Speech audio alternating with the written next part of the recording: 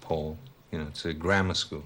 And we were both in the same class in the first year. And then we went off into different streams, But I knew him since I was about 11, I guess. But didn't really know him as like a friend until a number of years later. I met George at the Liverpool Institute as well. He was a year younger than Paul and I. And, I met George. We used to smoke behind the air raid shelters together. George and I lived very near each other in Liverpool. So, in fact, we were just a bus stop away from each other. I'd get on the bus, and then the stop afterwards, George would get on.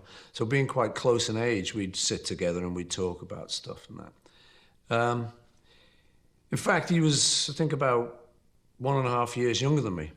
That's quite a big age difference at that time. So I suppose I used to talk down to him a little bit, as you do to a sort of kid who's 1.5 years younger than him, when he's sort of 14.5 and I'm sort of 16, Might have been a failing of mine to tend to sort of talk down to him because I'd known him as a younger kid.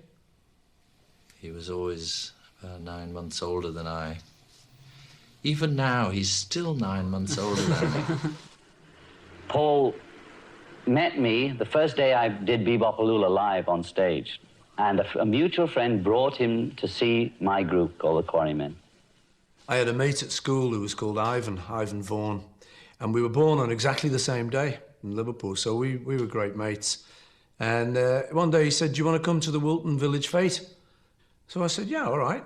So we went along one Saturday afternoon. I remember coming into the field where they had the fete, and just a bit over there was a wagon, and on the back of this, or a little stage or something, up on this stage, there was a few lads around, and there was one particular guy I noticed at the front, had a sort of checked shirt, sort of blondish kind of hair, a little bit curly, sideboards, looking pretty cool, and he was playing sort of one of these guitars guaranteed not to crack, not a very good one, but he was making a very good job of it, and I remember being quite impressed.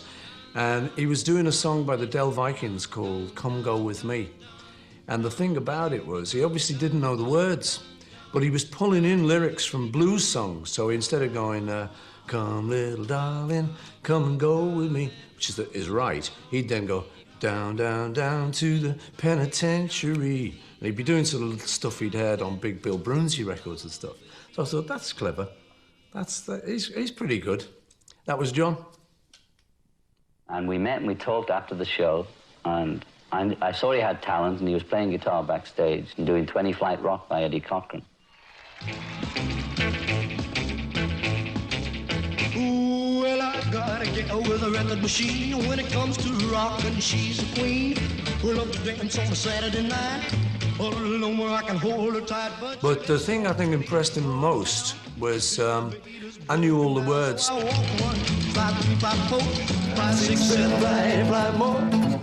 On 12 I'm starting to drag. 15 before I'm ready to sag.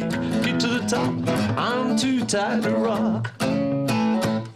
Well, caught me up on the telephone, said, coming over, baby, 'cause I'm all alone. Said, baby, you mighty sweet, but I'm in bed with aching feet. This went on for a couple of days, but I couldn't stay away. So I walked 1, 2, 5, 3, 5, 4, 5, 6, 7, 8, 5 more. On the 12th, I'm starting to sag. 15 before I'm ready to drag. I get to the top, I'm too tired to rock. I was the singer and the leader. Well, I made the decision whether to have him in the group or not. Was it better to have a guy who was better than the people I had in, obviously, or not? And that decision was to let Paul in to make the group stronger. And I turned around to him right then on first meeting and said, "Do you want to join the group?" And I think he said yes the next day. George came through Paul. I said, "Well, I've got this friend who's really good, And they said, "Well, yeah, like what?" I said, "Well, he can play raunchy perfectly.